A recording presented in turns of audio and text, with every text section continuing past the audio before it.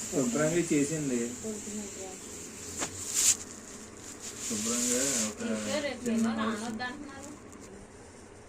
మిక్కిడి బాగా చేస్తారు తెలుసా బావగారు. కాలెట్టున్నారు నీ చేత చూడు అది ఒకసారి చేయాలి. కాదు బస్సులో అయ్యింది కదా ఆల్రెడీ. ఏడమ్మా నువ్వు అని అన్నది కదా నన్ను బయట సుసుకెళ్ళి వస్తానక్క అంటున్నది.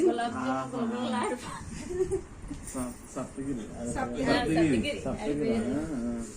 సరిగా అది దెయ్యం సినిమా. అది వీడియో తీసేస్తున్నా.